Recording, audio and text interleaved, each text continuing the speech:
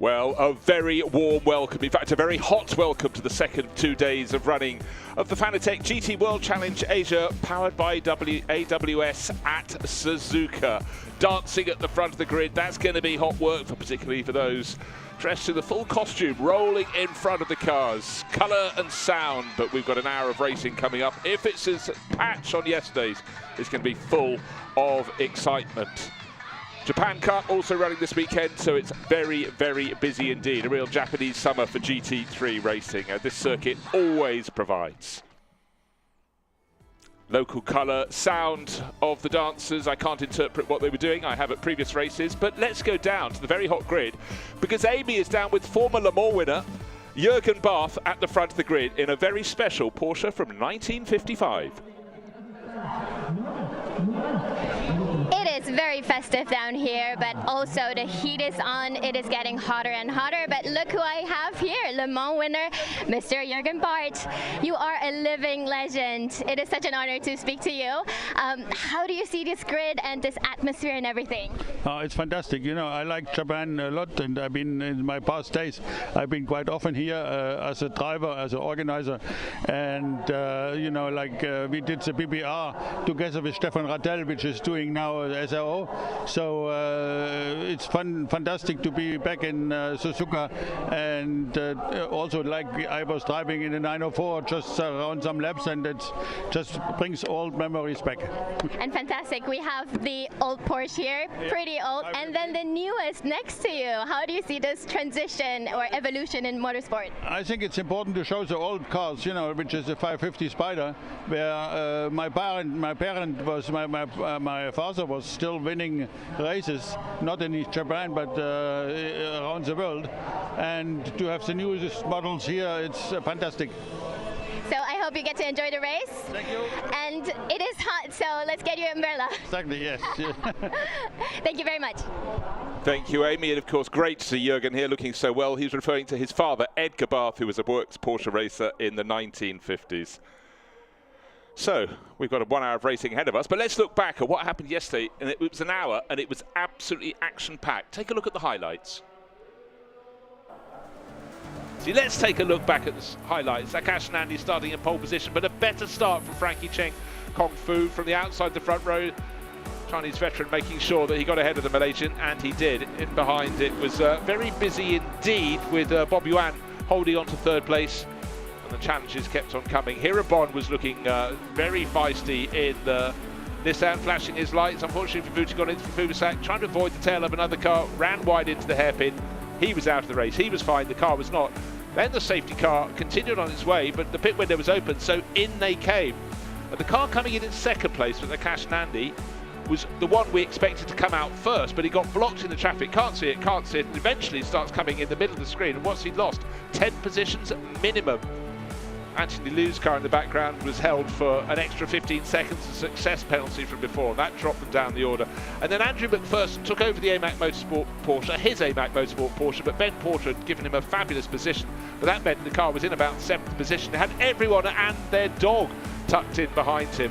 Eventually they worked their way past, but it was very busy for a long time, and all the cars in front got away. Then we had a couple of fallers. The number 52 Mercedes of Climax Racing out of the race, a couple of safety car periods, and as soon as they released, this was the end for Liu Yong Li, or the start of it, because he got out-muscled by Lauren Heinrich, made a little mistake, then Adderley Fong fancied his chances, got ahead as they went down to the first corner.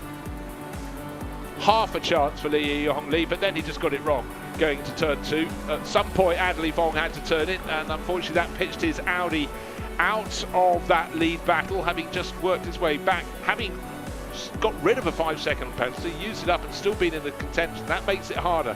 But the battle out front was between Yu Kanemaru and Lauren Heinrich. This is the run to the flag, pushing, a late bid, a final bid to go up the inside into the final corner, but not quite close enough, and Nissan's power came in. It told, there was the checkered flag, and there was Yu Kanemaru taking victory, and Hirabon starting to breathe all over again, a sigh of relief. And this is the start of one of the slowest in laps you'll ever see, just completely taken over by emotion, as with the crew in the pit garage. But there was Hirabon to meet his hero, Yu Kanemaru. What a victory for the Nissan duo. Well, that was a win absolutely chock full of emotion. What is today's race going to yield? Well, I tell you what, let's go down and speak with the driver on pole position, Jules Gounon, who had a very interesting race yesterday. All right, Jules, it is great to see the door back and you in one piece. Yesterday was not quite your day, but you're starting pole position. How does it feel? What are you looking forward to? Yeah, we have been very lucky yesterday, especially my engineer that nearly lost his finger. Me, I got hit in my ankle, but it was quite okay. So today it's a new day. We're starting on pole. Sorry for my voice. We are starting on pole position. So with a new door, a good car. So hopefully we can pull it off. I guess you had a lot of AC in your hotel, probably not in the car, but all the best luck. Thank you. I have an issue with my vocal cord string since 3 weeks, so it's not the AC, but I sound like a rock star, so it's a bit annoying. Well, you do, so race like a rock star. Good luck to you. Tell you what, Jules Gounon looking like a rock star as well, but it was a very narrow miss yesterday with the Ferrari coming and clipping the door as he was about to get on board for his stint in the race. But down on the grid, all that is behind them. 30 plus cars, 47 GT cars here this weekend at Suzuka. Look at the view down to the sea. That's from high above the grandstands, looking down to the coast. We're inland, 5.807 kilometres, 3.6 miles around this fantastic, legendary 18-turn circuit. The S's at the start, turns 3 to 6, are sensational. 130R on the return leg is very quick, and then that final Casio triangle, the chicane, where there's a lot of sorting out. It's a real driver's circuit, and they love it. To win here is a real accolade for any driver in their professional career. Such a treat, this middle run in the summer. Sugo, Fuji, here at Suzuka, and then Okayama International Circuit at the end of August. This is the car that is starting very well indeed. Lauren Heinrich finished second in that yesterday, showing with Wei Lu, and it's just lined up alongside. There's that Porsche 550 Spider. But tell you what we'll do, we'll take a look at what this circuit is like from a driver's eye point of view. Your guide is Yuki Nomoto.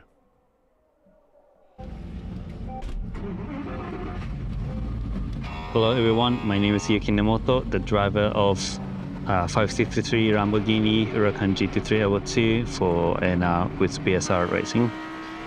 So let's take a look about the one complete lap of Suzuka circuit. So down to first corner, very hard brake, and then trying to maintain the speed to the second corner, but not to have the understeer. If you have an understeer, it's going to be very difficult for the entire S's. So hit the curve here and trying to maintain the speed as much as I can, but I had a small moment here because of the rain coming out. Now you can see on the screen there is a bit of rain. And trying to maximize the exit here. Now you can see it's getting harder. So definitely I was trying to beat brake earlier just to be safe. And the second one, actually, I was trying to maximize the exit, so maximum throttle. And then onto the hairpin, right after the right corner, the most hardest brakes corner. And just make it smooth and maximize the exit. Onto the right side, use the full curve. And still raining, but it's all the way full gas here. Sorry. And then onto the spoon curve. It's also the hard brake, but also you would like to maintain the minimal speed. And then again, not to have the understeer, you really need to anticipate the entry and then maximize the exit of the corner. This is really easy to get a track limit, so make sure you are within the white line. And onto the 130R. On this clip, I was downshifted first, but probably on the qualifying, you better stay on 6th gear and maximize the exit. This is also one of the hardest braking point, around 110. Hit the curve, and hit the curve again, and trying to do the maximum exit of the corner. And this is my full complete lap of Suzuka circuit. Thank you.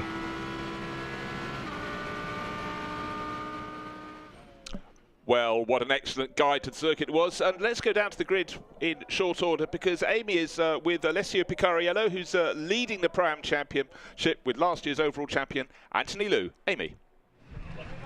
Alessio, what a busy man, from Fuji to Spa and then back to Suzuka, and you are currently P2 in overall championship. What are you looking forward to today, because you have a lot of cars to overtake? Yeah, I'm looking forward. Race 2 is always nice. I take the start, so it's always really big fights, and I expect a hectic race again. Like you said, we are fighting for the championship. It's been 3 busy weeks for me, but yeah, I'm living the dreams, you know, driving a race car, a Porsche in Asia, in Europe, back in Asia every week. So it's great, and yeah, now we will push maximum. We don't have pit stop penalty, so we will see what happens. All right, let's get the heat on. Good luck to you. Good to hear from Alessio. He's starting from 7th on the grid. 1 point he eliminated there was the fact that 2 of the cars ahead of him have success penalties. The car that starts 2nd on the grid, the Lauren Heinrich-driven Porsche, will have to serve an extra 10 seconds at its pit stop, and the star car just 2 places behind that on the grid, Michael Grenier's 888 Mercedes, will also have extra time in the pit stop. So those behind, even if they come into the pits behind, ought to come out ahead. But that's getting ahead of ourselves, because yesterday's race was absolutely packed full of incidents, and I suggest today is going to be very, very similar indeed. What's the weather doing? Amy's pointed out how hot it is. Bright blue skies in the morning, but just the same as Saturday at Suzuka. The clouds have been rolling in. It's still bright. This race is an earlier start than yesterday. It's going to be very, very hot in those cockpits. Last weekend it was only about 15-20 degrees. This weekend it's more like 35. Now, a name we haven't really seen too much of in this championship until this year is Finn Gersitz, young German driver, sharing with André Canard, and he's qualified really well. His Ferrari from Absolute Corsa will start from 3rd on the grid. This is the front row. Lauren Heinrich's Porsche in 2nd place. Origin Motorsport, used to race as R&B Racing last year, will start 2nd. And the driver we heard from first, car 66, Climax Racing Mercedes, with a brand new driver's door after it was removed, hit by another car during the pit stop yesterday, will start on pole for Jules Gounon. Daniel Morad will start 5th, car number 30, Craft Bamboo Racing Mercedes, the popular Canadian, really taking to racing in Asia very well indeed. Sharing with Tao Chi. A lot more, many more Chinese drivers coming into this series. Lots of Japanese drivers and other Southeast Asian drivers, but not just Chinese drivers, but Chinese teams as well. Climax Racing being one of those. There is Jules Gounon racing under the flag of Andorra now, and he will share with Zhou Bizhuang, who owns Climax Racing and is actually racing a Lamborghini earlier this year, but he's moved back to his own team. Michael Grenier, the Canadian racer, will start from 6th on the grid in the 888 JMR Mercedes. He ended up in 3rd place yesterday, so he's one of the cars that has success. Success brings penalty, 5 seconds extra at the pit stop. So he's going to have to go as hard as he can to try and build a bit of a buffer so it can suck up that penalty before he hands over to Prince Abu Bakr Ibrahim, one of the racing princes of Johor. Right, the car that's carrying one of our onboard cameras is the team Gojigan Nissan, that came through not just to win Silver Am class yesterday, but outright victory to great delight of Hirabon. That'll be started by Yu Kanemaru. Short while ago we heard from Alessio Picariello, now with the cover off his car. Bright yellow, bright red. It's the Absolute Racing Porsche, car number 1. He shares with last year's champion Anthony Liu. That's the view from their windscreen, so not too many cars ahead of them, because they're starting from the inside of row number 4. The grid is now cleared, the temperature rises, you can see the heat haze down the length of that grid. For each of the drivers who will do roughly half an hour in the car, the start drivers spend longer because they've got all this time on the grid. Now Full Gas Motorsport, the Korean team, joined the championship this year. They're starting down towards the tail of the grid with Jaehyun Kim at the wheel, but they keep working their way up the order, so we'll see how they run out through the course of this race. And Full Gas Motorsport, in fact, their best result was yesterday, was a 15th place overall. Car 87 is a little further down the grid. Origin Motorsport, Liu Yihong Li. He picked up a penalty yesterday for knocking Adeli Fong out of the hard-earned 3rd place towards the end of the race. But it was super, super tight. And in the first qualifying session, if I recall rightly, 15 cars the front of the grid covered by just 1 second. So it's very, very competitive.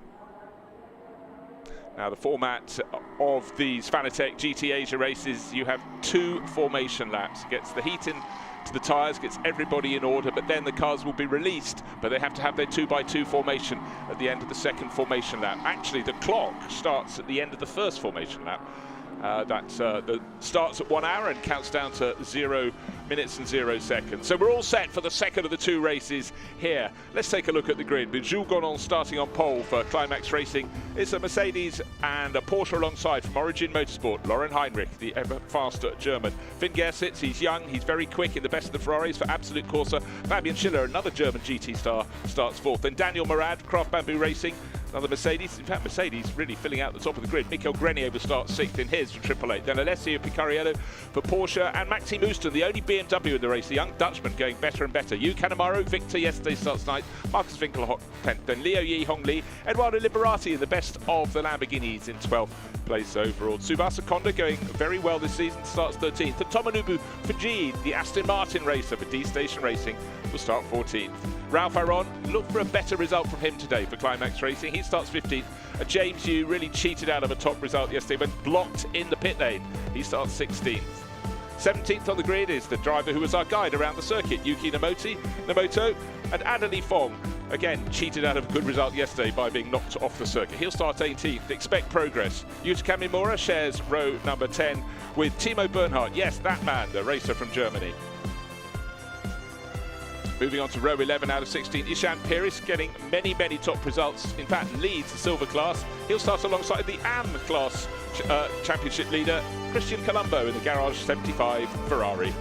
Going to row 12, Mineki Akura, he's one of the two drivers running solo. That's going to be hot. He's in the spirit of FFF Racing Audi, and alongside Volgas Motorsport, one of our onboard cameras car, Jae-Yong Kim, will be leading that one away. Now the people driving towards the back of the grid, Hideto Yasuoka, the GTO racing team Porsche, and young British-Japanese racer Dougie Bolger. Hopefully he'll have a better run today because his car ended up in the gravel yesterday from his teammate. Then Li Chao Li and Setiwan Santosa, who's driving solo for Earl Bamber Motorsport in his Aston Martin. And then right down towards the last few rows, Andrew McPherson will start and then hand over to Ben Porter, the AMAC Motorsport Porsche, and Joel Eriksson. He's not used to starting that far back. Let's see what he can do for AAS Phantom. The car is quick, so is he. And Jietiong Lang will start at the back in the Harmony Racing Ferrari. 31 cars here to play in the heat at Suzuka. Talking of heat, the field, the top 10 just coming out of the final corner, going down the start-finish straight, weaving their way around the circuit, and those in behind. 31 cars.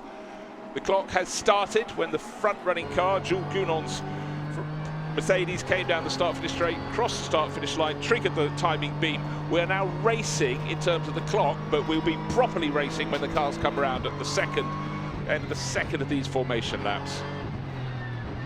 And of course, the job of the drivers is to get themselves, by the time they come out of the Casio triangle at the end of the second formation lap, into 2x2 grid formation. Then they've got to look at the lights on the starting gantry as they come onto the downhill start-finish straight, and then and only then can they really start accelerating. And they can only race once they've crossed the start-finish line. This is the view that Alessio Picariello, the Belgian racer, who did actually quite a lot of his early career racing over in Southeast Asia before he found his real mark in racing, which is competing in GT3, and what a global series to go racing in. In fact, so many of the drivers here were racing last weekend at the Spa 24 Hours, and as we heard from Jugen on the grid, the weekend before they were racing here at Fuji Speedway, so a lot of air miles being gathered, but I think they'll all need a bit of a summer break. That's coming up shortly, but we've got this race to get under our belts, and yesterday was an absolute blast. What is today going to bring? They'll all get a bit of a summer break until we go to Okayama International Circuit the last weekend of August. Looking forward to that very much indeed, but right now it's all the focus on getting alongside the other driver who's on their row of the grid when they come out of the Casio triangle. Field at the moment behind the safety car in this second formation lap. Still actually only just approaching the long right hand that leads up to the start of Spoon Curve. They've all, well, actually about the last 10 cars still going through the hairpin. For the crews in the garages, all they can do is try and stay cool. They know they can't relax too much because you may get a car coming in early with a bit of damage, but they know for sure after 25 minutes of the race, the pit window will open. Mandatory pit stop. It's open for 10 minutes. You must serve your pit stop in that time. And 3 cars, I'll just go through the numbers, have success penalty The team Gojigen, number 500 Nissan, that's 15 seconds extra because they were winners yesterday. Second car on the grid, Lauren Heinrichs, number 4 Origin Motorsport Porsche, will have serve an extra 10 seconds. And 888 JMR, their Mercedes, started by Michael Grenier, will serve an extra 5 seconds. It really does knock you back, but we did see some great results yesterday from drivers who almost managed to sort of commute all their form. Right, 500. That is the car that has the 15-second extra penalty in the pit. They'll just not focus on that now for now, because Yu Kanemaru, who did such a good job defending the attacks of Lauren Heinrich to come out victor yesterday, is at the wheel at the moment. These are the moments the racing drivers absolutely live for. Brilliant, brilliant circuit, an amazing field of great cars, so many manufacturers in GT3. But right now, what is their focus as they go through the Casio Triangle? This will be the slowest they go through there, side by side. The Lexus safety car, the pace car will pull into pit entrance. The lights already have been off on the gantry on its roof, and now round comes the field, 2 by 2, exactly what the race director ordered, nice and neat and tidy. No one can go yet. They've got to wait for the lights on the starting gantry to go from red to green. We need Heinrich to come level. He's half a car length behind. It's a long hold. They've got to get as many cars out of the final corner onto the start-finish straight. Oh. Fabian Schiller looking very keen to get going. Now, finally, the light goes out in the field. Splinters and Ezio Picariello going towards the pit wall side, but Jugun, I think, has got enough acceleration in that number 66 Mercedes for Climax Racing to hold the lead down into the opening corner. Lauren Heinrich has committed himself to sweeping around the outside. Can he do it? Surely Gunon's wise to that. In behind, neat and tidy, Finn Gersitz holds on to third place in his Ferrari. Heinrich did everything bar take the lead there, but was sensible to pull his nose out. Schiller, in fact, in fourth, and Picariello was the driver who's had the biggest gain. He's gone from 7th up to 5th in that yellow and red Porsche, up through the S's. A few cars will always be running wide. Another car looking very busy indeed is one of the Audis. I think it's Marcus Winkelhock. Looks like he's gained about 4 or 5 positions. Oh, it's nip and tuck. This is the view for Yu Kanemaru, yesterday's race winner. He may have lost a place or two. We'll see when the field shakes itself out. Oh, Maxime Houston getting very, very loose indeed behind Daniel Morad, that black and gold BMW, but he held on to the M4 GT3, tucked it back in line. He's just ahead of Liu Yihong Li in the white and green Porsche. So it's line astern. Have we got everyone through all the corners up to the hairpin? Yes, we have. The field goes into the hairpin. Couple of cars running a little bit wide. You've got a choice at that hairpin, tight in or wide in and then tight out. Oh, Porsche Center Okazaki, car number 25, kicking up the dirt in front. That's Tsubasa Kondo. How hard do you push early on? It's such a driver's circuit. It's not full of overtaking opportunity places.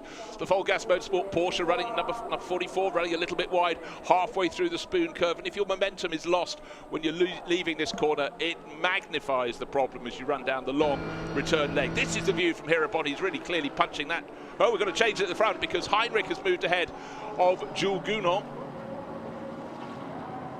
Those behind the need to, as well. Heinrich clearly had that intent from the start of the race. Looks as though Jules Gunon had done enough to hold off, but by the time they came through 130R, the move had been made. Lauren Heinrich into the lead, second place, and maybe about to lose that, Jules Gunon, because Finn Gersitz in the Ferrari tucking in behind and now putting himself on the outside. His nose is in front of the Mercedes, but that's a place of diminishing options if you're trying to run to the outside into turn 1 and 2 here at Suzuka. So, the story of the opening lap. It was neat and tidy, and about 2/3 of the way round, this purple Porsche took the lead from Jules Gunon. So Lauren Heinrich, second yesterday by under a second from the race-winning Nissan, shows he'd quite like to take victory today, but he knows he needs to make good his escape because he's got a 10-second success penalty when it comes to the pit stop. All he can do now is try to pull clear and claim some of those seconds back so it doesn't hurt too much when he hands over to Lu Wei.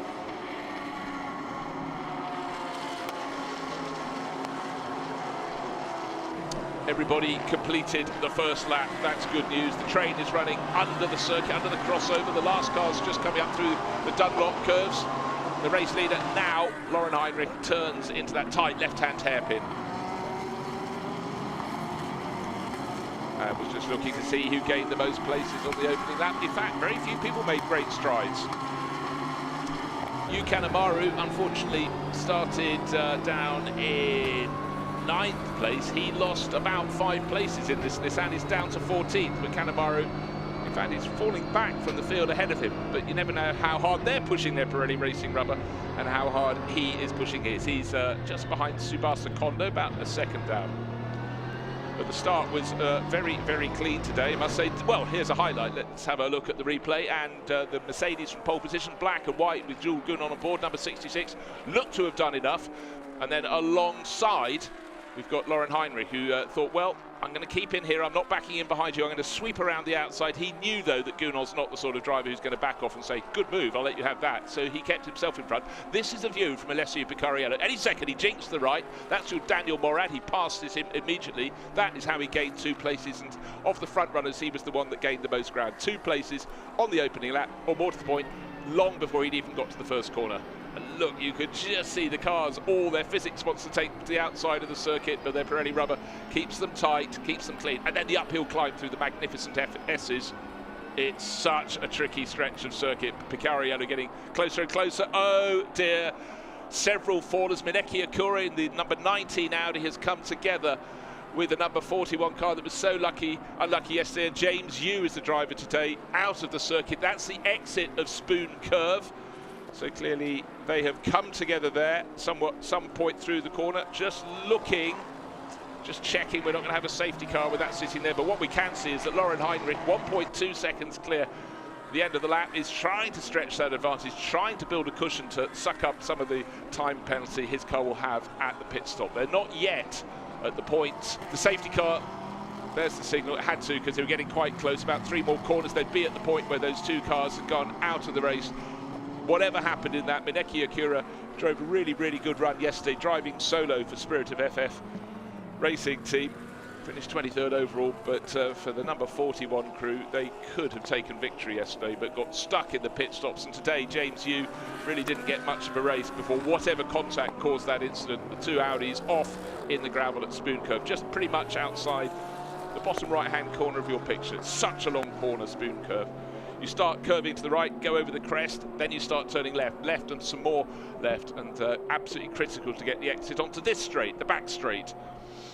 So, with the safety car to pick up the cars as they make their way round, that means any advantage that Laurin Heinrich was trying to build, any cushion over those behind, has been scuppered. It will all close up behind the safety car. You can see the debris all around the track. In fact, it looks as though the number 19 car, Mineki Akura, may have been hit from behind earlier in the corner. A bit of the debris lying in the track's just been knocked off by one of the other cars coming through. Can't really work out how James Yu was involved in that, but clearly it's been a case of 2 billiard balls hitting each other and cars being fired off the track. So the safety car, the Lexus, led the cars around for 2 formation laps. He's going to get at least another lap under his belt, this time picking up the field. They've all slowed down, they all acknowledge, but their job is to get line astern behind the safety car, get going all over again. Right, let's just run down the field behind the safety car after effectively 2 racing laps. Laurin Heinrich leads from Jules Gounon and Finn Gersitz, the top 3 as they were on the grid. But Gersitz, as we run down through the classes, is not a Pro-Am lineup, he's a Silver-Am lineup with Andre Canard. So he's top in his class in 3rd overall, top in silver class is down in 16th, which is Anthony Fong. He's sharing with Frankie Chen Kung Fu. They deserved a top 3 finish yesterday, and they were knocked out of the race. And top in the AM class is Christian Colombo. He took victory in the AM class yesterday in the Garage 75 Ferrari, and you must say he's fairly well set today. So for all the drivers, and bear in mind today, driver 2 of the two driver pairing set the qualifying positions, and it tends to be the pro or the more experienced and faster driver who is the driver listed as driver 2, and they're the ones that start the race today. Yesterday they had to do the taking over after the pit stop, so you tend to have some really fantastic scraps in the first half of the race, and if you've got a strong teammate, they can make up ground in the second half. But what we are losing, it all cancels itself out, is the quickest laps from these pro drivers, really showing what they can do. They can show their racing once we get racing again, but their chances to set really quick laps when their tyres, their Pirelli rubber, is very sweet at the moment, is going away from them. Right, leading the Silver-Am cars, 3rd overall, Finn Gersitz, car number 296. He's really, I must say, impressed as he's joined this championship this year and settled in, and clearly has a very good handle on how to make that Ferrari 296 GT3 go so well. And get this, he's only 19 years old, So many drivers like this would have gone into single-seaters in the early days up until fairly recently, but GT racing is absolutely the way to go and make a career for a lot of them. And so he very quickly switched across to GT racing and has moved from Europe to compete over here after several seasons in Europe and one in Germany, and certainly making it really impressive. So I'm just hearing the drivers are both okay. That's Mineki Okura and James Yu, who are off at Spoon Curve, but it's going to take a while for their respective Audis to be dragged out of the gravel, and also we need the track to be cleared up over there. There was a lot of debris from probably about halfway around Spoon Curve to the point at which both the cars left to the right of the circuit as it just pulled onto the straight.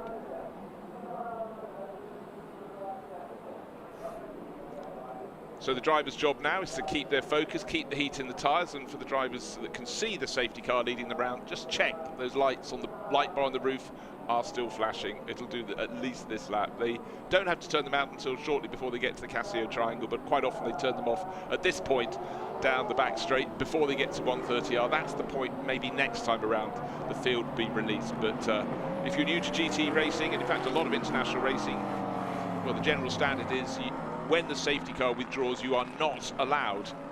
You can accelerate away behind it, but you're not allowed as the race leader or anybody else to overtake before you cross the start-finish line. But for the driver at the front of the queue, what he's trying to do is open a gap once the safety car is pulled off and drop the car behind. That's the tactic, and it's up to the driver behind to focus on trying to guess, trying to anticipate when they're going to make their jump. Of course, the driver with that job is Jules Gounon. Started on pole, he'll be slightly vexed, but he didn't manage to resist the constant pushing and shoving from Lauren Heinrich, metaphorically so. It was very clean indeed around the opening lap, because the Porsche went from second on the grid to first somewhere around the opening lap, and is now clocking up the laps as a race leader, but not having to do anything in particular, because while the safety car is there, all he can do is follow it. All everybody else can do is what they're doing now: keep the heat in their tyres, waggle the car from side by side on the straight. And if anybody reckons they might have clipped some of that debris, we saw some of it being shoved to the side by other cars, they'll have to be just thinking, have I still got full pressure in all my tyres?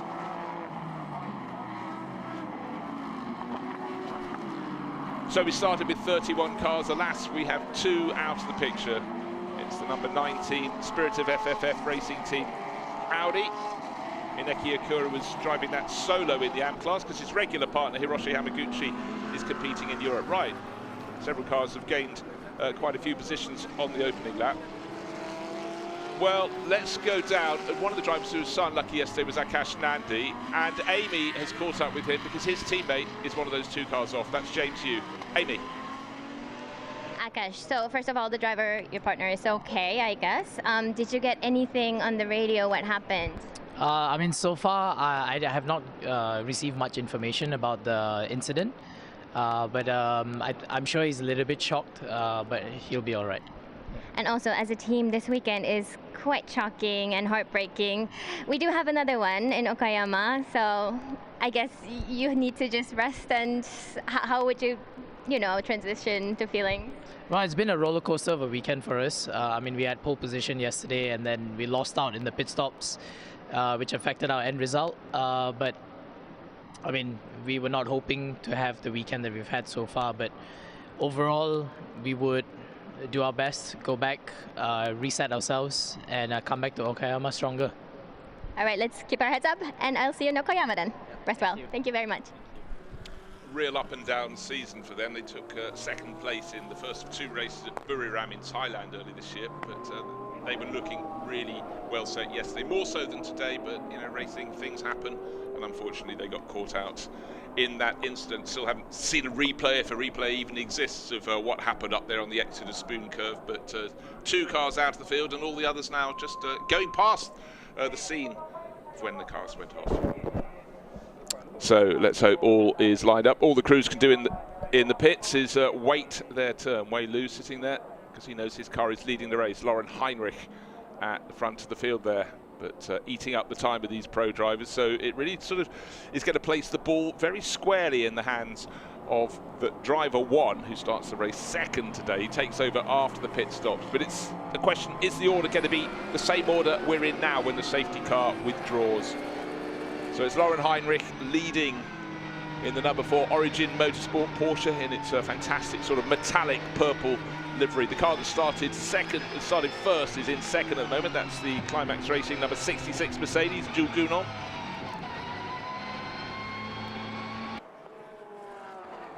And then in third place, Finn Gersitz leading the Silverham class. I do notice that Finn Gersitz has already picked up some warnings for exceeding track limits, so they've got to bear that in mind and not pick up any more. You can collect a certain number, and then after that, I'm afraid you get time penalties, and if you exceed even those, you then get drive-throughs as well. Didn't really come to that yesterday. Any drive-throughs were served for other misdemeanors. So at least this lap more, while the Audis are cleared out of the gravel on the exit of Spoon Curve. Hopefully now the track has also been swept clear as well. So for all the drivers, like the driver on board this car, yesterday's race winner, Yu Kanemaru, in the team Gojigan Nissan, they've just got to wait, just got to make sure they've got heat in the tyres. And then when it comes to the point at which the team says, right, the safety car's coming in this lap, they've got to be on their toes, ready to pounce, not to overtake any cars in front of them until the start-finish line, but to get right on their tail. That's their job as these pro drivers, and maybe take a pass, making a passing manoeuvre down into turns 1 or 2. Of course, those come with risk, it must be said. Such a rewarding circuit, particularly if you can manage to overtake, because it's far from easy. You can get close, but often if you compromise your line to try and go past another driver, it is precisely that, and you may have a consequence at the far end. Rising up through the S's, Full Gas Motorsport, car number 44, the Porsche, running in 19th position, so actually quite a few places gained. 5 positions gained for Jae-Yoon Kim. Safety car in this lap. So as I said, they've got to be on their toes. The driver who will control the restart is this driver of the Origin Motorsport Porsche, car number 4. Lauren Heinrich, second place yesterday, came within a whisker of getting past the Gojigan Nissan on the run from the final corner down the descent to the start-finish straight. Just didn't quite manage to pull it off. So the field is now exiting the hairpin. All eyes in the Origin pit on what their driver can do. Wei Lu in the middle will be taking that car over, but not for some while. So the field now starting to enter the first part of the Spoon Curve, where it turns right, goes over the crest, suddenly it starts turning left. Maxime Ooston, very, very impressed with him. It's the only BMW in the field, Team KRC, and the young Dutchman has really been laying down some very, very good runs this year. He's 8th at the moment. Started 8th, so he hasn't gained anything, but he's running in illustrious company at the front of the field and doing a very, very good job. 21-year-old Dutchman. As I said, so many young racers stepping up from things like the Porsche Super Cup or the Dutch Supercar Challenge in Maxime's case to GT3 and really getting stuck in. Good to see, fresh crop every year. And as I suggested a couple of laps ago, when they get the news the safety car will be in at the end of the lap, the drivers hang back. Of course, it's all controlled by Lauren Heinrich at the front of this queue of cars. Right, the order: Heinrich, Gounon, Gersitz, Schiller, Picariello. Or in other words, Porsche, Mercedes, Ferrari, Mercedes, Porsche.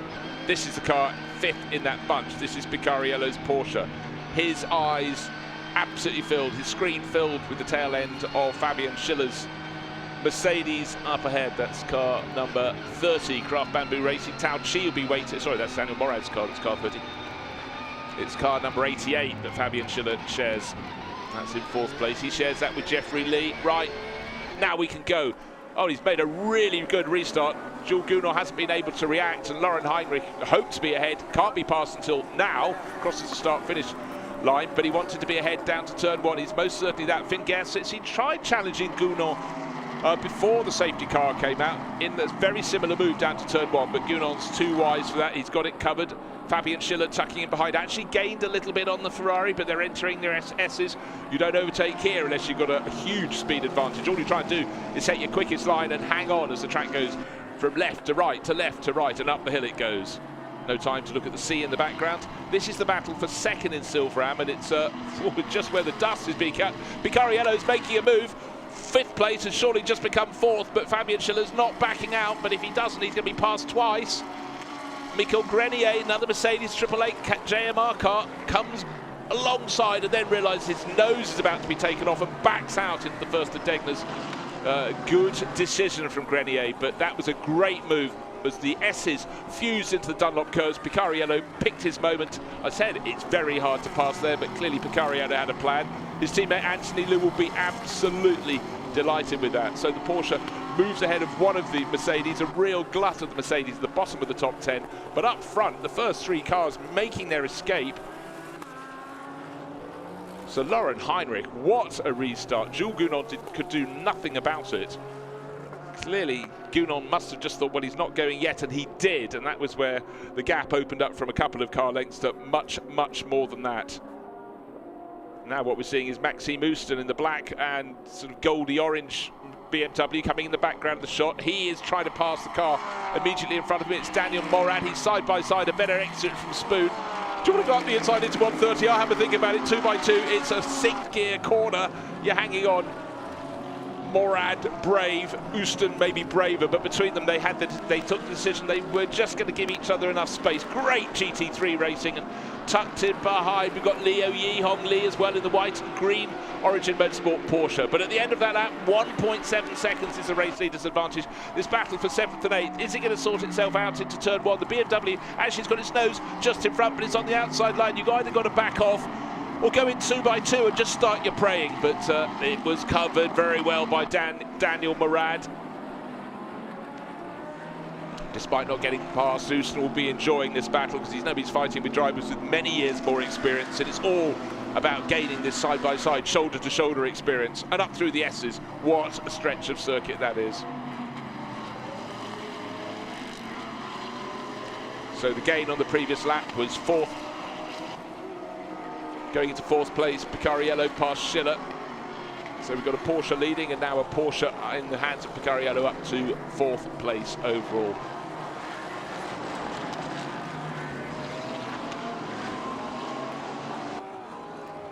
Neat and tidy. Car 19, by the way, has been brought back to the pits, but number 41, which James Hughes Audi had also in the trouble in the gravel, is still parked up at Spoon Curve. And one car's lost a bit of ground. Treble 70 Station Racing Aston Martin has fallen back because it may have had a puncture because it's been into the pits. So it was a drive-through penalty, I'm just hearing. So that's a solo drive there for Tomonobu Fujii, all on his own, but he'll hand over to Satoshi Hoshino, but he can actually probably set some quite quick laps on his own now. But up front, the pace is being set. 2 minutes 1.4 seconds the last time around for the race leader Lauren Heinrich. He was 1.76 seconds clear. Looks though on this lap he's opened out that gap yet further, but he's aware he's got 5-10 seconds extra at the pit stop, so he's got to build as many half seconds here and there as he possibly can to give his teammate a chance, because otherwise that car will get to the pit stop time and will fall down the order. Good grief, it's happened so fast. The pit window is actually open. What tends to happen, well, it always happens between 25 minutes into the race and 35 minutes into this 1 hour race. The pit window is open. You have to do your pit stop in that time. But because it's generally the pros who start race 2, and this is race 2, they stay out as long as they possibly can before handing over to their teammates. But what we saw yesterday when the cars all came in, it could get very, very busy because they all came in bar one on the same lap. So maybe better today to space it out a little bit, particularly for teams who've got cars running very close in the race order to each other. But Lauren Heinrich, not home and hose, but he's gained a second on that last lap. Almost within a few thousandths. He's 2.8 seconds clear now and pulling away, but just remember, when he comes to his pit stop, that car has to do the mandatory minimum time plus 10 extra seconds. If you add 10 seconds to his time now, that would take you down to 9th place being ahead of him. That is how much he's, well, some of the cars in the AMAC Motorsport Porsche, right, a car that goes really well for Tanat Safian Thirikul. He'll be taking over from Mishan Piris, and he's leading the silver class. They've decided to come in and avail themselves of quiet pit lane. It could be a very, very wise move. Second, this car is Gounon. Third is the 296 Ferrari, leading the silver AM class. Andre Canard, the man of mystery, will take over in the second half of the race, but Finn Gerst is doing a really good job in 3rd place overall. A couple of moments where he sort of ran wide on the circuit, picked up the dust. That gives a bit of encouragement to Alessio Picariello, who's chasing. But talking of chasing, Jules Gounon is chasing, but he is not catching the race leader because Lauren Heinrich escaping. Another car that came in early is the number 36 Audi that was going so well yesterday in the hands of Frankie Chen Kung Fu, and Adelie Fong knocked out of the circuit, knocked to the side of the circuit on the exit of turn 2 when having just got up to 3rd place. But today, early pit stop for them. We'll see where they end up. Right, lights are flashing. And that's because one of the cars that's come out of the pits, that's Ben Porter, has just taken over the AMAC Motorsport Porsche, has come out just in front of him, and our race leader doesn't want to lose any more time, or any time. He's not losing time on the track. He's nearly 4 seconds clear, 3.809 seconds clear, as you can see on the race graphic on the left-hand side of your screen there. Some really good scrapping for those still on the circuit. Eduardo Liberati, the number 6 Lamborghini, fighting with Marcus Winkelhock. A few rivals come tougher than Marcus, particularly when it comes to a class battle too. He's in that red gold Audi and literally within a millimetre or two of the tail of that Lamborghini. And for those that don't know their GT3 racing too well, these cars are almost identical under the skin, the Audi and the Lamborghini. Ooh, bit of a twitch, just a few cars ahead of them. I think it was Daniel Morad had the nose of his Mercedes washing away, but he gathered it all up. But he has finally been passed by Maxime Ouston. Battle for 10. Eduardo Liberati from Marcus Winkelhock and tucked in behind. I set the expected progress from Ralph Baron. He's achieving that. Got up to 12th position, having started down in 15th. So places realistically gained there.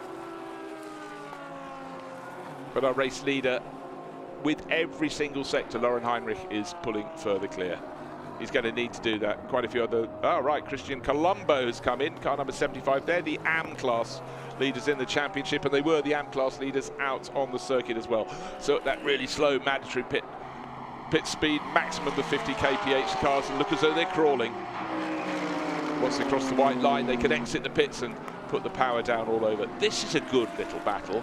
5th place, Fabian Schiller, the number 88 Mercedes from Craft Bamboo Racing. Treble 8 is Michael Grenier. He's got time success penalty to serve. Unfortunately, he'll have an extra 5 seconds in the pit stop, but he's running in 6th position, and Maxime Ouston, who managed to get past Daniel Morad, is now on their tail. They're all coming up on the AMAC Motorsport car that served its pit stop. Now got Ben Porter on board, but he's going to have to keep looking at his mirrors. Doesn't want to interrupt anyone ahead. He's got his own particular race to run in the AM class. And unfortunately, that's not parked where it ought to be. Car number 52 is also parked on the exit of Spoon Curve. That was a car that went off in the race yesterday. It's shared by Lili Chao and Liu Hung Cheng, but they're going to have a second non-score, non-finish here at Suzuka. Gap between 1st and 2nd with every lap it goes out. Good to see more people coming in for the sort of in the middle of the pit window time. There's still 4 and a bit minutes remaining until the pit window, this theoretical construct, will be slammed shut in the drivers' faces. So probably 2 more laps. Maybe a bit of a risk, maybe just 1 more lap, but the very front runners, they can get 2 more laps in before they come into pit. Right, best laps, let's take a look. Well, the driver leading the race, Lauren Heinrich. God, look, his best lap is almost an entire second quicker than the driver giving chase, Jules Gounon, and the rest not even below 2 minutes 3. But the fact that Maxime Ouston, the driver's been doing the overtaking, moving up to 7th place, has the 3rd fastest lap, is indicative of the pace that his team is now starting to find, particularly when the BMW is in his hands. So for Team KRC, they're learning as they go, and Maxime Ouston very much impressing as he goes. Now for Lauren Heinrich, he's passed a few of the cars that have come out of the pits. He doesn't want too many more. He's clearly got that Origin Motorsport Porsche, car number 4, going very well, but he decided not to risk doing 1 further lap. Could have done it according to the clock, still time for that, but he probably looked at the traffic that was gathering up ahead and thought, I just don't need the compromise. Let's come in, hand it over to Wei-Lu and see what the teammate can do. 2nd place yesterday. But their main problem now is when they've completed this pit stop, they had to stay for a further 10 seconds. Their minimum pit stop time is 10 seconds longer than the other because they had that success penalty from finishing 2nd yesterday. So Jules Gounon is now the race leader, Alessio Picariello in second, and Finn Guerre sits in third. So that changed around out on the circuit before the pit stops. The pressure was coming on the young German driver, and the Belgian got through. Fabian Schiller in fifth, Maxime Ooston sixth. They will be coming in next time around. Well, you can stay looking at this Nissan, yesterday's race winner, for a long time, because that's got an extra 15 seconds success penalty to serve in its pit stop, and it didn't have the best of opening laps for Yu Kanemaru. He was one of the few drivers that lost ground. He lost 5 positions, and this extra long pit stop is going to cost them, unfortunately, many more positions as well. Unlike yesterday, though, we don't have all the cars bar one coming in on the same lap for the pit stop, so a bit more space around the cars. Andre Canard is being strapped in, and Finn Guerre is about to run away. He came in from effective fourth position. But Jules Gounon leading the race at the moment. He owes us a pit stop. Meanwhile, the cars that dived in the lap before, including the number 4 Porsche, you can see the effect there. Race leader before the pit stops, the number 4 Porsche, is coming out behind the Ferrari that ran third, fell back to fourth, and that's because he had those extra 10 seconds at a standstill. But he's got a whole host of people behind him, showing how good that margin was that he built up. And also the fact, bear in mind, his initial advantage was pulled back when the safety car came on the circuit and stayed there for about 4 laps. And so all he'd gained in the first couple of laps was lost, but then he built a lot more again. So there's plenty of pace. He doesn't want to take too long trying to get past Andre Canard, Indonesian racer. His cars are always covered in ducks. You have to go up close to take a look at it. But as these drivers settle down, who is going to be settling onto their new rubber, their new position in the car, the better. What's the track feeling like? Only one driver is going to know going into the second half of the race. We had 2 solo drivers, but Mineki Okura out into the gravel early on, the Spirit of FF team, and the other one is Setiawan Santoso. Right, really good run from Maxime Ooston. He's out of his car. Jules Gounon's parked up ahead. He was the driver that started on pole, fell back to second position around the opening lap, but ran a very consistent run, and we'll see where that can go, because that has no success penalty to keep it in the pits any longer. And Zhu Bizhuang, team owner, is taking over from him, settling it back into his own team after competing earlier in this Fanatec Asia season for the Vincenzo Sospiri Racing Lamborghini team. He decided to go back and drive a Mercedes, and what a teammate to have in the form of Jules Gounon.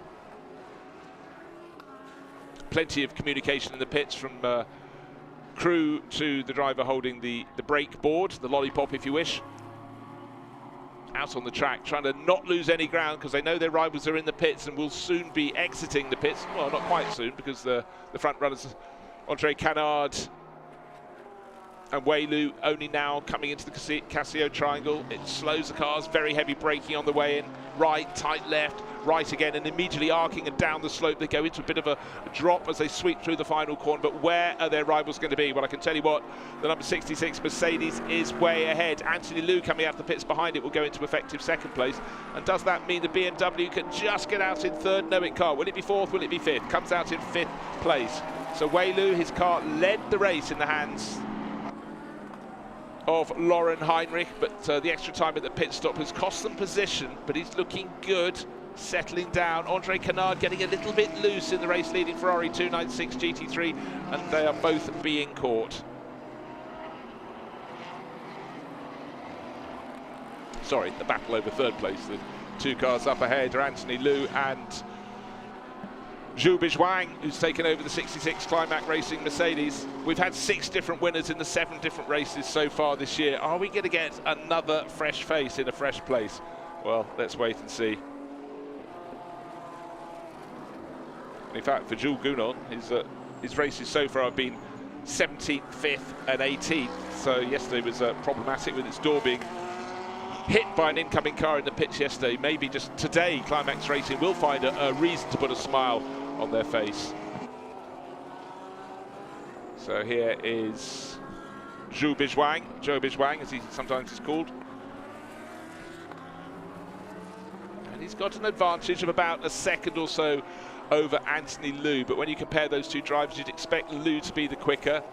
Andre Canard holding on to 3rd position, being chased very hard by Wei Lu.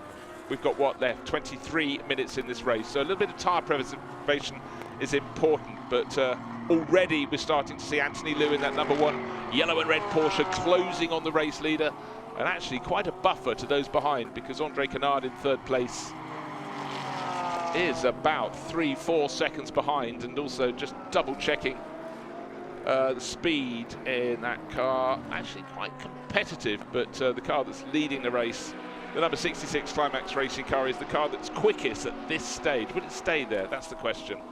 Oh, safety car out, safety car out.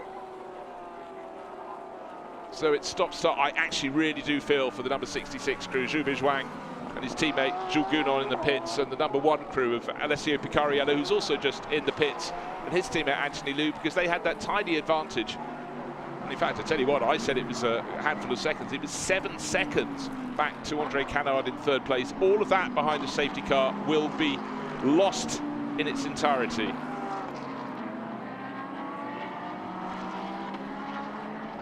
Several cars picking up warnings for track limits, and one of them is the 89 BMW in 5th place, and that's just been taken over by Ruan Tuan Fan. Unfortunately, well, there's one of the Audis tucked away. That's car number 41 at Spoon Curve that went off. We know the number 52 Climax Racing Mercedes also went off up at Spoon Curve, but just trying to identify who is where, because we are missing a car that went off. There is just under the graphic is the Climax Racing Mercedes, hunting around the screen to see who's tumbled. We know number 19 went off, Spirit of FF Racing Team Audi. That was Ineki Akura on the very, very early stage of the race, and also James Yu, the number 41 Audi from Audi Sport Asia Team Absolute. That was in the gravel, and then more recently the Climax Racing 52. But race leader Zhu Bizhuang, Zhu Gunon's done his part. He can go and rest his strained vocal cords in the pit garage and cool down as much as you can, because it's a very hot day here, 35 degrees. Lucky a little bit of cloud cover helping just a little to check the temperature, but track temperature sitting at about 48 degrees. It's certainly tricky on the tyres. Now, car 296, the Ferrari that Andre Canard is driving, having taken over from Finn Gerst. It's under investigation for pit stop time. There's a minimum pit stop time. If you go underneath it, you will be, if you go under by, for example, 1 second, you'll be brought in and made to stop. So you've got all your time coming into the pits, driving at the 50km/h speed limit, and then you stop for a second and go out. You have lost far more than 1 second, therefore. You don't need to be a top mathematician to serve that, but waiting to discover if there is any penalty that is coming the way of the Absolute Corsa Ferrari crew. It will wreck their race, and they were certainly looking very handy out on the circuit as they get to grips with the 296 Ferrari. The best result up to now was 4th place yesterday, but I think if they do pick up a penalty, they'll be dreaming of 4th place. It'll be far away from them. So the field continues to work around. The car that started on pole position, fell back to 2nd, is back at the front of the queue. The car that started 7th is up to 2nd. That is the Absolute Racing number 1 Porsche. That is a car that gained 2 positions on the run down to the opening corner. Alessio Picariello anticipating the rolling start very, very well indeed. And now, by dint of not having any success penalty, as 2 of the cars that were ahead of it in the race had, it's gained positions, but clearly also a very tidy pit stop and a good in and out lap as Alessio Picariello handed over to Anthony Liu. Anthony Liu, last year's champion.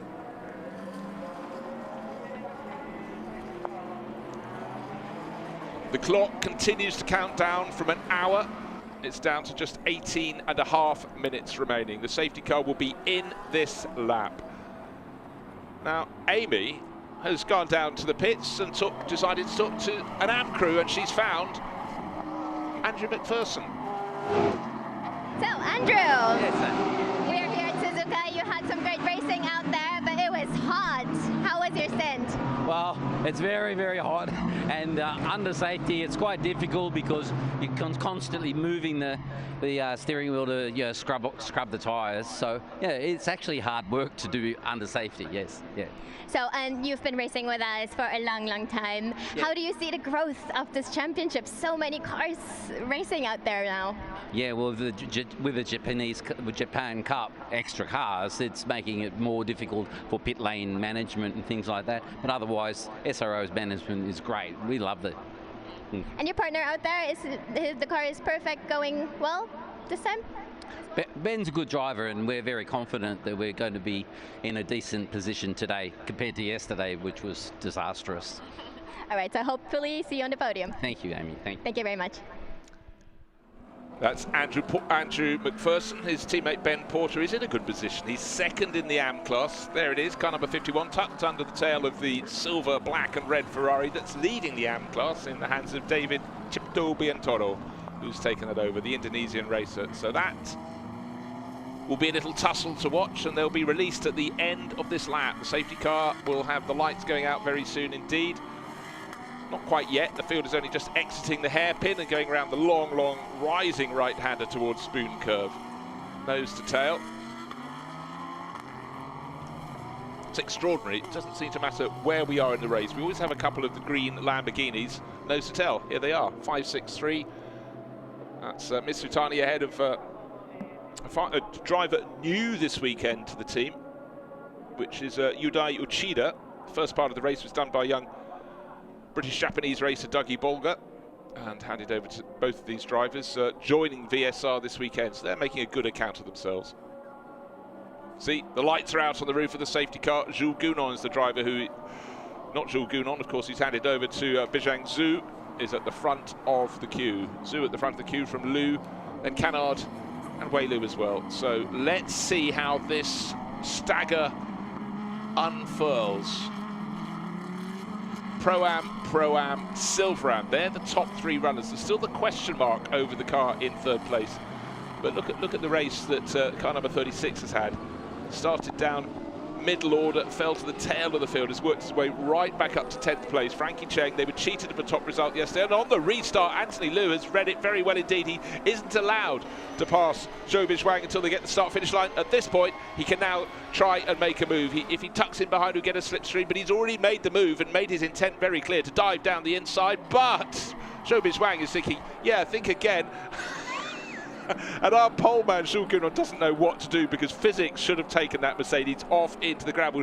Zhou Bizhuang braked so late and turned in so late because he was looking to see what Anthony Liu was doing. He almost didn't make turn one. And turn two follows turn one very closely. If you get it wrong at the first, you're quite often out of shape, but he's managed to hang on. That would have been a big, big heart-raising moment for our race leader. Looks as though the move was done, the move was complete, but clearly never say die was the attitude of our race leader. So Zhou Bizhuang leads the race, being chased by Anthony Liu. Anthony will just go, right, got to find another moment, but you've only got a quarter of an hour, just under that in fact, to make that attack. Anthony's going to have to just see, now at full racing pace, the safety car is gone, what he can do. Flashing the lights, it only vaguely loosens the driver's grip on the lead. Pretending to dive up the inside, it puts a question mark in their mind. That wasn't a really serious move, but it was, again, just, you know, I'm coming for you. That's the concept. Certainly a driver like Anthony, who's won so many rounds in GT World Challenge Asia, Fanatec GT Racing, that and last year's champion, outright champion, that, you know, he's got to be confident. And tucked in behind Finn Gersitz, handed over to Andre Canard. Andre Canard is settling down as well as his young German teammate. Mercedes, Porsche, Ferrari, another Porsche in fourth place. This is the variety. We had Jürgen Barth down on the grid, and he and Stefan Rattel effectively created modern GT racing under the BPR banner. Stefan Rattel organisation has taken it over as well. Right, 1 second too little at the pit stop for car 296, the car that's running in third place, that Ferrari we're looking at now. They've got to come in and serve a 1 second stop and go. So that includes all the time into the pit lane, stop for 1 second and get going. So you can forget third place, serve it as soon as you can. And car 63, also a drive-through penalty for speeding in the pit lane. I'll cut a bit of slack because that car has got an all-new crew this weekend, but these are the things that make a team manager's toes curl.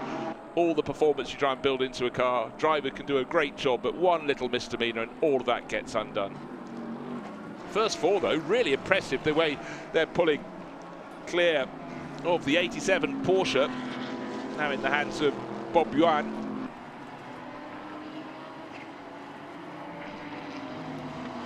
In fact, Bob Yuan has just had a good lap. He's just moved ahead of the lone BMW from Team KRC, and now that's got its hands full because Prince Abubakar Ibrahim in the 888 Mercedes fancies his chances of unseating the BMW driver.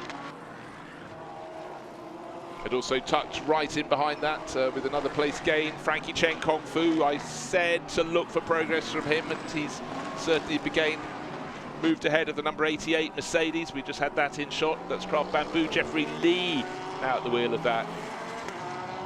Where is Prince Abubakar Ibrahim going to make a move? In fact, if he doesn't watch what he's doing, as he's trying to pass the BMW, he will be passed by Frankie Chen Kung Fu. The little Audi tucked in behind, quicker than the pair of them, has just got to choose his moment.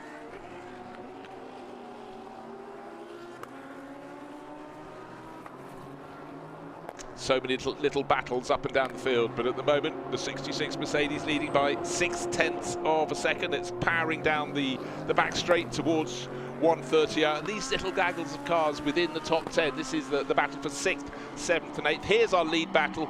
Certainly Anthony Liu in the yellow and red Porsche is considering a move. Will he make it up into the Casio triangle? Oh, big off-track moment. 130R, the most fearsome corner in the circuit. Andre Canard, all four wheels off, onto the tarmac beyond. It is the gravel beyond the beyond, so to speak, and then kicked up the dust, held it together. Heart rate must be at about 400 beats a minute for that particular spike, but he's got it back on the track, and suddenly we are slowing down. Full course yellow. There it is. So it's not like a safety car, where the safety car leads you around at a jaunty pace and you go line astern. No one gains any advantage. You have to run at a minimum speed and stay there or below. They all drop down to what appears to be near walking pace, but importantly for our first two cars in the race, they've built a near 5-second advantage over the chasing pack. And these are the first two drivers. Bizhuang Zhu leading the way, and Anthony Liu tucked in behind. Climax Racing ahead of Absolute Racing. Mercedes ahead of Porsche. Car 13 appears to be the faller. That's one of the Porsches from Phantom Global Racing. Faller roller, it's over on its roof, and that the driver is out of the car and okay, and that has got it wrong. You can see the shade across the track, so that's the second of the Degners. So just as the cars go under the bridge that carries the return straight, maybe a bit of contact with the barriers or the tyre wall, and the car is just rolled onto its roof. But the good news is the driver out of the car, completing a not very happy weekend for the number 13 Porsche crew. So all the drivers pretty much will have seen that by now, running around full course yellow. In fact, as I say that, they're just coming up to the scene a bit. There we are. This is the approach. We're looking down the first two drivers approaching the hairpin. Then there's that gap, and it can't be closed. We're behind full course yellow, so that 4.5 second gap from second place Anthony Liu to third place Wei Lu, who gained the position when the Ferrari went running off the circuit and fell from third to fifth. That can't be breached until the full course yellow period comes to an end. That's a second warning for track limits to the Ferrari 296. Of course, we saw it going off in Andre Canard's hands at 130R, but he somehow got it back onto the circuit. Lost 2 positions, but again, it's a warning. So Jules Gounod head in his hands at the restart a moment ago, but now he's a little happier because his car leading the race, and for Zhu Bizhuang having now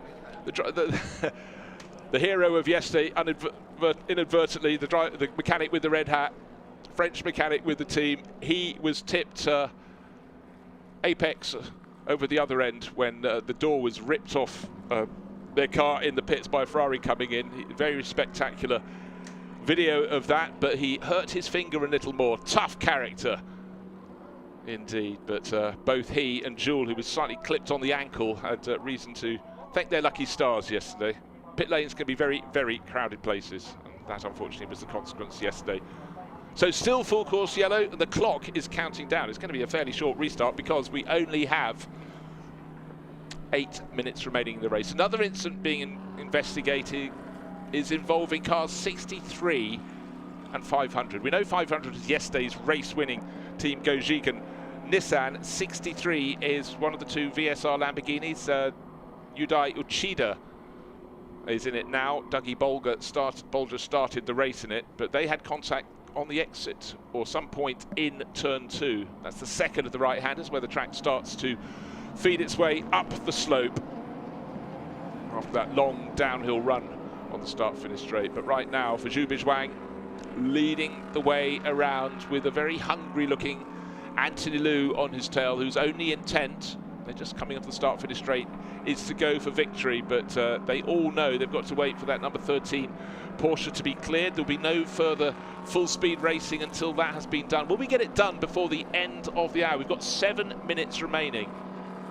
For all the other drivers, this is a 5th place.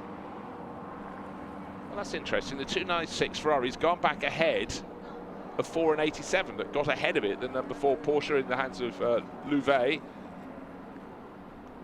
Okay, we'll keep an eye on that, but certainly the Ferrari lost position to my eye when it ran wide on the track, went from 3rd down to 5th, but he's moved his way back into 3rd position on the track.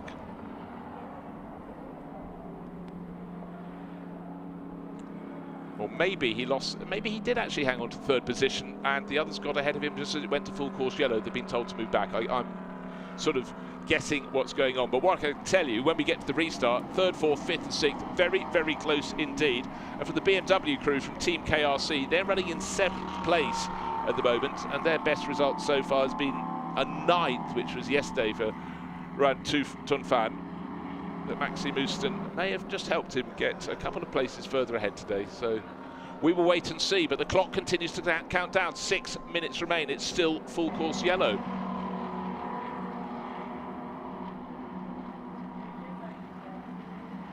Car 500, yesterday's race-winning car for Hirobon, who's driving it now, and Yu Kanemaru way down the order today. It hasn't worked for them. 15 seconds extra at a pit stop with that success penalty, dropped it from 14th place before the pit stops to 24th right now, and also some distance, 5 seconds down on the car it's chasing. In fact, the car it's chasing has served an extra time in the pits because that was a drive-through penalty early on for Tomonobu Fujii. He handed over the D-Station Racing Aston Martin to Satoshi Hashino, so that's the next car he's got to go for, but that's some distance ahead.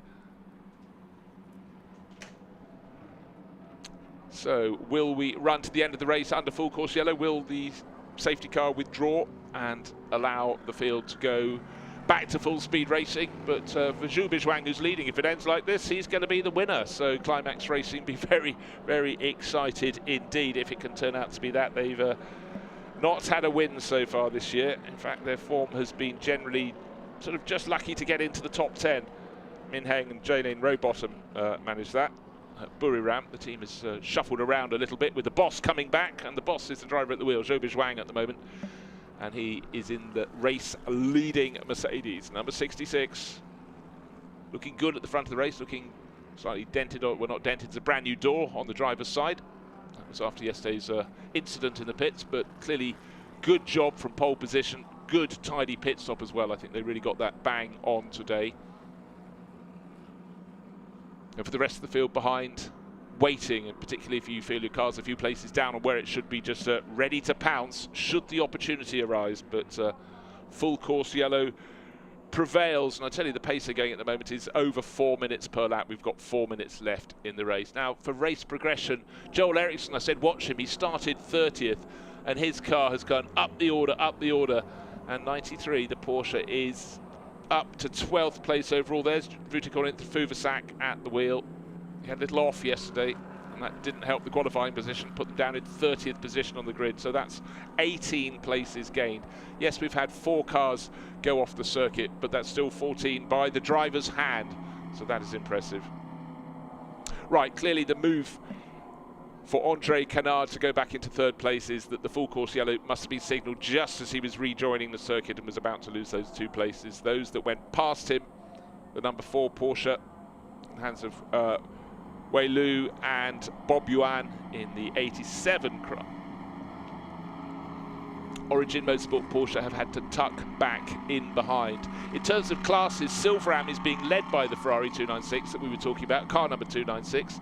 Silver class, Frankie Chen Kong Fu, we talked of him getting up to 8th place. He's top in his class, and top in AM. Well, it's going to put a smile, it's that driver there. Ben Porter taken over from Andrew McPherson. It is going to be a better result than yesterday. Top of AM, he's got one other car between him and David Chipto Biantoro, but any time margins they had before are going to be hard to overcome. If you're 5 seconds down and the field gets released with just 1 lap to go, you're not going to pull them in. Of course, just to reiterate, full course yellow rather than safety car, and that means that the field is running at very abated pace. Could well be going to the end behind the safety car, full course yellow conditions. Our race leaders, well, they're starting to almost celebrate at Climax Racing, but you just simply don't know if any other messages are coming your way to hamper you, because 2 minutes on the clock, just under that, and the safety car and the race leaders are only now coming up through the S's, halfway through the S's. There they are, Zhu Bizhuang in behind Anthony Liu. And I think Zhu Bizhuang will be very thankful indeed, because Anthony Liu would, I reckon, have managed to get past. No disrespect to Zhu Bizhuang, but the experience that Anthony brings is the greater. He's last year's champion of Fanatec GT Asia. And again, mounting a very, very good campaign this year. He and teammate Alessio Picariello leading the Pro-Am class, 2nd overall in the main championship.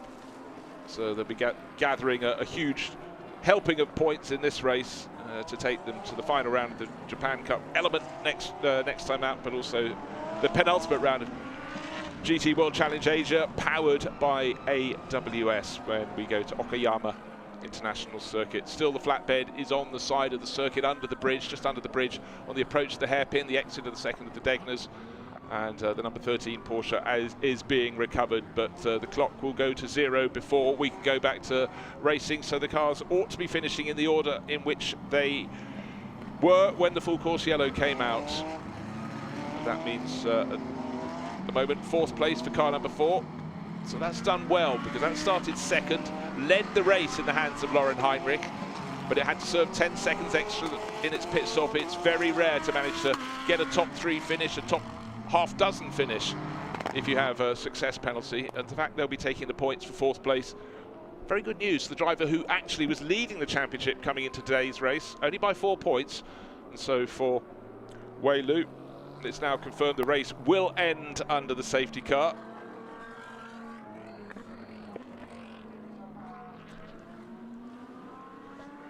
And there will be a penalty for car 296 that will drop it down the order. News coming in from race control all the time. Remember, that was picking up offences for exceeding track limits. Oh dear, car 93 under investigation for overtaking under full course yellow conditions, and that is AAS Phantom car that Joel Eriksson started, and then Vutikon Intrafuvasak took over. The hour is complete. The safety car will lead around this final lap, and this, as the lights continue to flash because it's not going to pull off, will be the finishing order. Disappointing that the second race had to end like that, but clearly with the car on its roof there is nothing more that could be done. So for Zhu Bizhuang, his decision to change from Lamborghini to move back to his own team, to Climax Racing, has been a very good one, because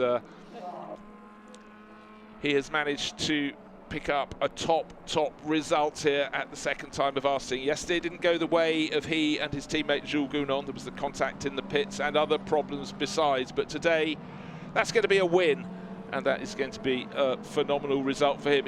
We saw great emotion on the podium yesterday, when of course the race ended in different fashion with Hirobon and Yu Kanemaru winning for Team Gojigen, but today a little cruise on the descent.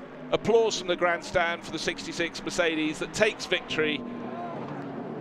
And he can't shout too loud, but he would if his voice was feeling better, his throat was stronger. Jules Gounon, the rest come down, and the order remains as it is. Unfortunately for the number 296 Ferrari crew, their penalty time being added is dropping them out of the top 10, possibly even out of the top 20. In fact, definitely out of the top 20. So disappointed to end like that. Some brilliant racing in the first part of the race. Unfortunately, a couple of the pro drivers got together up at Spoon Curve, which brought out the safety car first time round. And again, safety is everything. This is an old school circuit, and of course that means there's not so much runoff at the edge. You've got to be ultra careful. But today's winner, Zhou Bizhuang, working his way up through the S's. The job is done. He'd have been nervous, waiting to see how the clear-up operation was going to go on, whether it would take him to the end of the race under full course yellow and behind the safety car, and indeed that proved to be the case. But for he and his teammate Jules Gounon, at least some celebration will come their way. They had to be patient. They knew the attack was coming. It never got to come in the end because Anthony Liu wasn't given a green racing condition with which to go on the hunt. And therefore he and his teammate Alessio Picariello gather more great championship points to add to their haul. Silver Am class was won by Bo Yuan, car number 87 for Origin Motorsports, and Liu Yihong Li. There they are. Silver class was won by car 36, Frankie Chen Kong Fu. Got up to 7th place in the end. Of course, he was 8th, but then with the Ferrari 296 being penalised for not serving its drive-through within the given time, gained an extra position. And the AM class victory going in 18th place overall. They'll be delighted with that. Andrew McPherson and the driver on board, Ben Porter. They said they had a disaster yesterday. They featured very well, fell back, but there we are, middle of the pack, running in quite illustrious company there. So good job from AMAC Motorsport with their Porsche.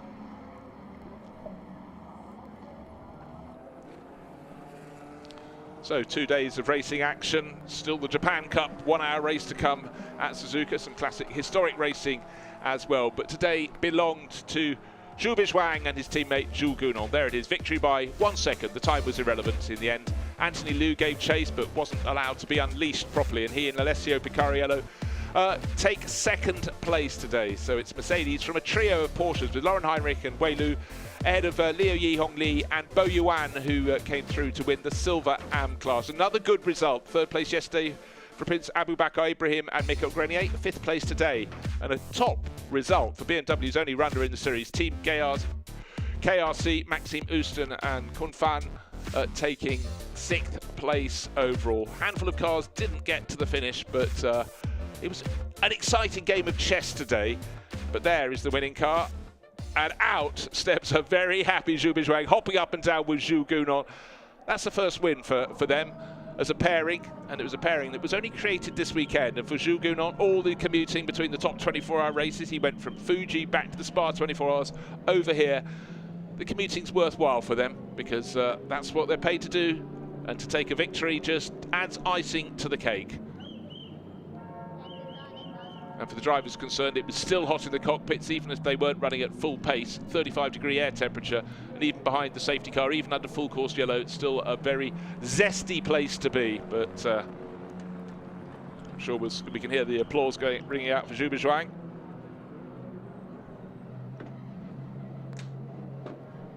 And the Pirelli winner's cap going on. In behind the car that finished 2nd, the Absolute Racing yellow and red Porsche in the background. But Amy is super quick, and she's already with the winners. Let's go and hear from a happy pair of Climax Racing drivers. And we have the winners here. It's a pole to win. Very well deserved after what happened yesterday. Congratulations. Your stint was hot. Did you have fun? Yeah, I had a lot of fun, a lot of unfair play driving from Heinrich, but brake testing and so on. At the end, we see each other every weekend, so it will be good the next time I see him. But I'm super happy for Mike, super happy for Climax. First win ever for them, so it's a very good day. Amazing. Fantastic win, Joe. You brought it back home safely and you pulled away from the car behind you. How was your stint and congratulations? 非常高兴就拿到这个比赛的第一场胜利。安全车结束了，发车非常紧张，但是守住了第一位，希望很开心第一带回。Thank you. All right, party hard well, and back to you.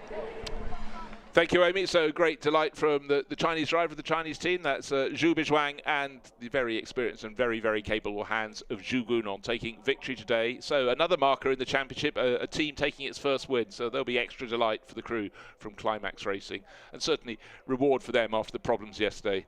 And particularly for their mechanic, who was tipped over in the pit lane, injured his hand. He'll now be starting that healing process with a bit more spring in his stride, I would suggest. Well, let's take a look at the highlights. Zhu Gunon moved away from pole position. A real challenge from the outside, the purple Porsche from Lauren Heinrich.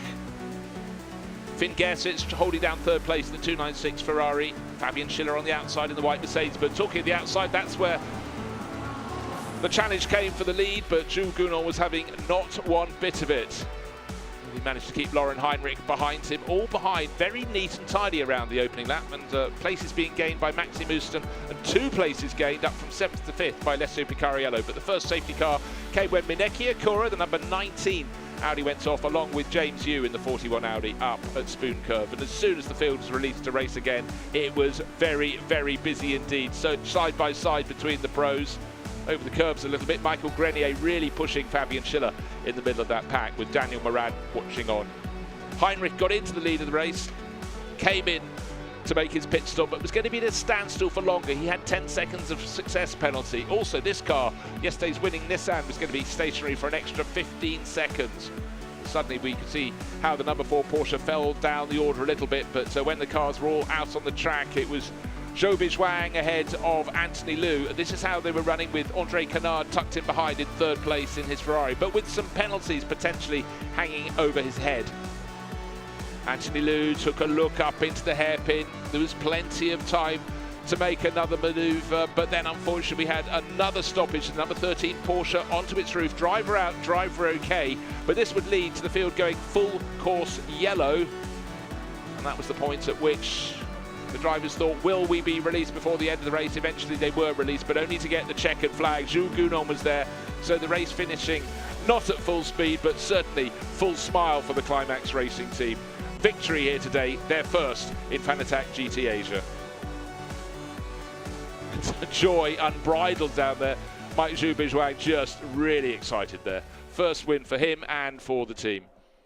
So let's take a look at those results again. Overall winners, Pro-Am class, top 3 runners all in the Pro-Am class, but it was Zhu Bizhuang and Zhu Gunon on top in their Mercedes. Anthony Liu and Alessio Picariello, Absolute Racing Porsche, in second position. Lauren Heinrich and Wei Lu promoted to third when the 296 Ferrari that had a penalty that time had to be added, that dropped it all the way down from third to 25th. So Heinrich and Liu taking the final position on the podium. Just ahead of the Silver-Am class winners, the Leo Yi-Hong Lee and Yuan Bo, and then Mikkel Grenier and Prince Abubakar Ibrahim cementing a great weekend. 2 top finishes for them with 5th place.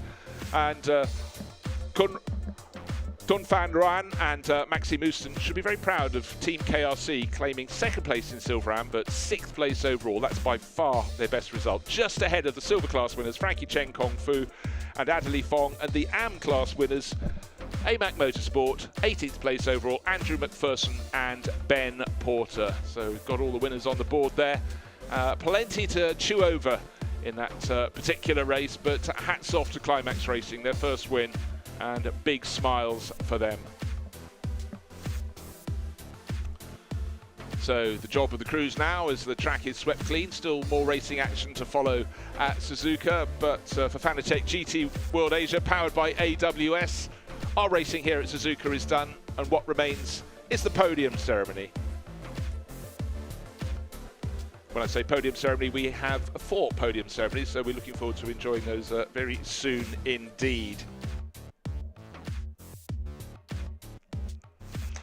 There's the view down the slope to the sea from the Suzuka International Circuit, but we'll swing around. We're not that far inland, just up the slope. You can see the Ferris wheel and the funfair just in the background. It's a fun place to come racing, and it's a really challenging driver's circuit. So any win here is extra special for those concerned.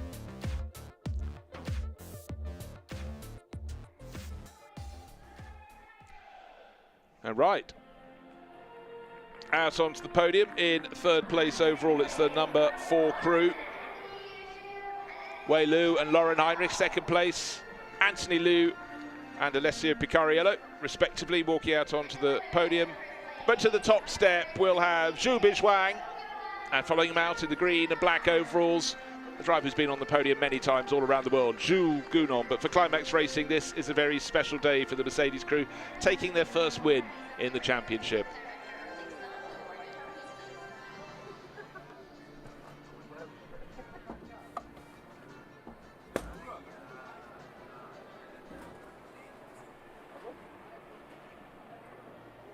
Dick Sell's staunch supporters of racing out in Japan, and trophies being handed out. They'll be have to handed out many times over because we've got a lot of podium ceremonies to come our way. But this is the top, not just the top three, this is also the top three cars in the Pro-Am class as well. It's not always a guarantee that you have all Pro-Am crews at the front, but sometimes it works, and today is one of those occasions. So applause, and the drivers will all be asked to get up onto that top step for a combined photo, but really pride of place to Zhou Bizhuang and his teammate Jules Gounon.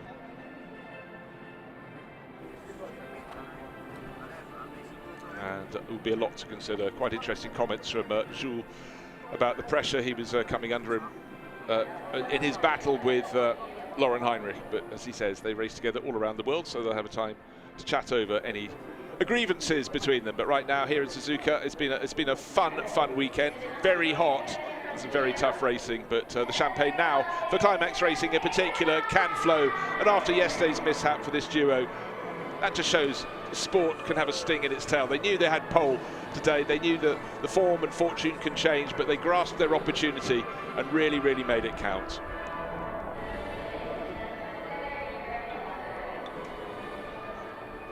So smiles from Alessio Picariello on the left, because he knows second place today will augment his championship challenge along with Anthony Liu.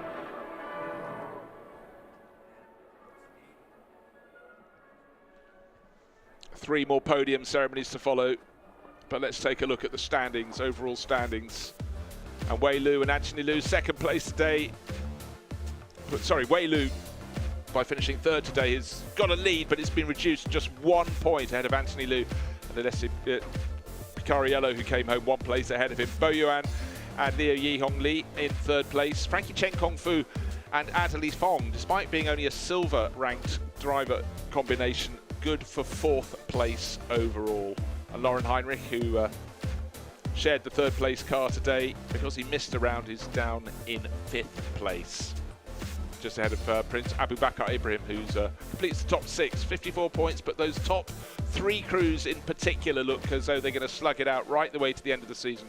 Who's got momentum? Hard to tell, but those top 2 crews from Origin Motorsport and Absolute Racing are looking very strong indeed. But Wei Lu is listed as the top driver by just the 1 point. Can he hang on when we get to Okayama International Circuit in August?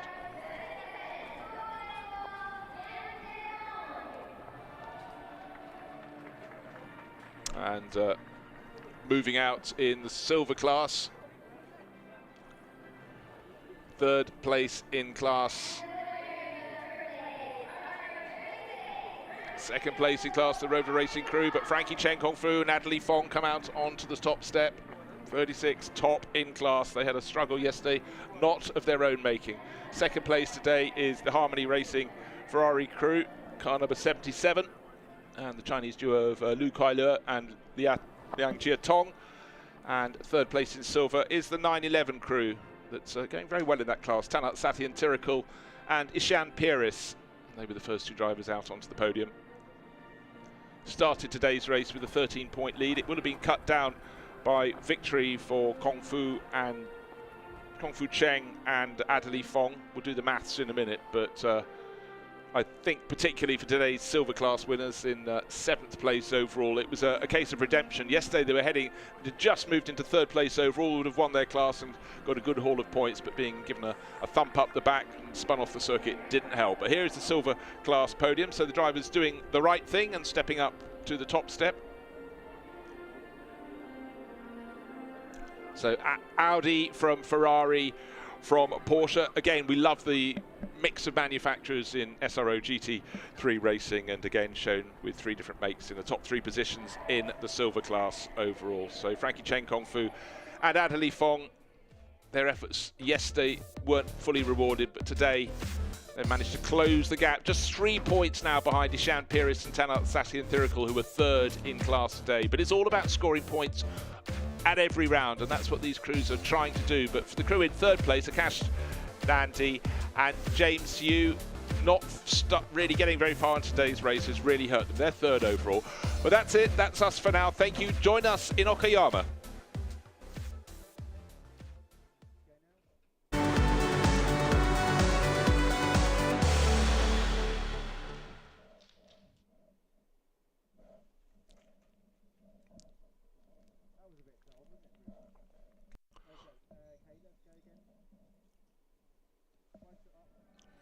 Right, you're back with us at Suzuka because we have a couple more of the podiums to come. We've got the GT3 with the silver AM class and the AM class podiums to follow, all like the top classes as well. Real scraps in those particular battles. Sometimes all the battles get a little bit lost, and of course we've got the 4 classes. We've got Pro AM, we've got Silver AM, we've got Silver and AM. We've got those last 2 podiums to go. So there are battles within the overall war. But let's have the crews coming out in the Silver AM class. In 3rd place, car number 25, Porsche Zenta Okazaki. It's Kiyoshi Uchiyama and Tsubasa Kondo. Here they come with overalls that match their blue Porsche. 2nd place in class, it's the 89 crew. That's Team KRC. Ruan Tunfan and Maxime Ouston in their BMW. And top in Silver AM, car number 87, their crew, Origin Motorsport, Bo Yuan and Liu Yi Hong Lee. So the top car in Silver AM was in 4th place overall, the 2nd car in class was 6th, the 3rd car in class finishing just outside the top 10 in 11th place.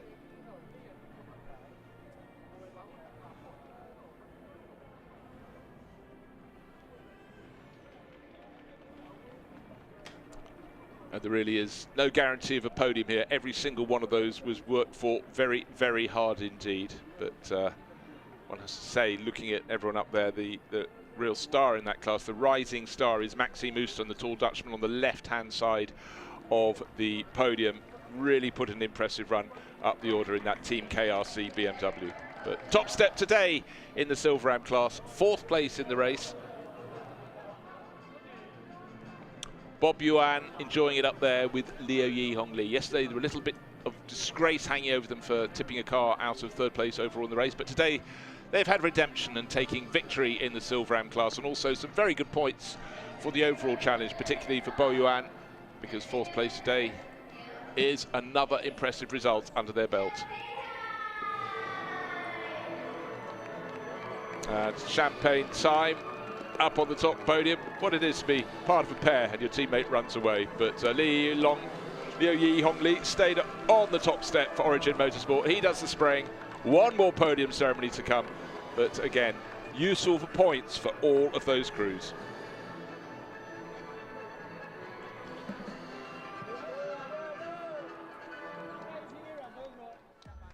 Let's take a look at the Silver AM driver rankings, and Bob Yuan and Liu Yi Hong Lee 1st in class today, so they stretch their advantage over Hirobon and Yu Kanemaru, yesterday's outright winners, who had a disastrous run today with that extra time penalty, leaving them down in 22nd position.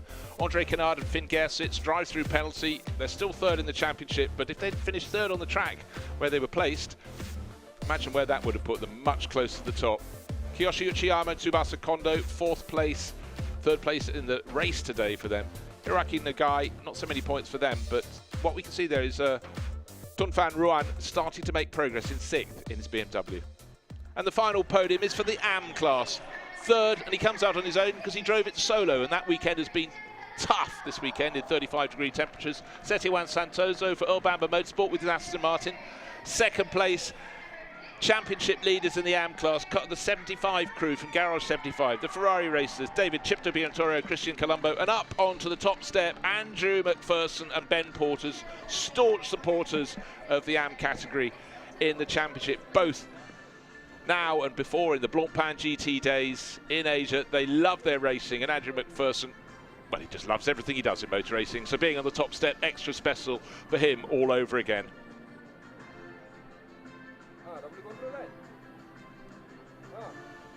And for a lot of the drivers now, they'll have a mid-season break, because we've got sort of a generous break of about 5 to 6 weeks before we come to the end of August. And that will be the next round of the championship at Okayama International Circuit. Beautiful circuit in the west of Japan. But Andrew McPherson and Ben Porter, all smiles on the top step of the podium. And for Setiawan Santoso on the podium again yesterday, useful haul of points in the AM category of GT World Challenge Asia.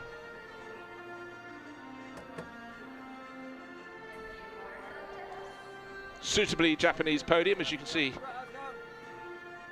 with the lion on the left. I like the wagging tail, very good feature. Andrew McPherson likes it as well. So now it's time for champagne. For those who've had 2 very, very hot days here at Suzuka, when you get championship points that go with it, it's all the better. And that's the last of the podiums here at Suzuka for the 2024 Fanatec GT World Challenge Asia, powered by AWS. And finally, the partying can begin.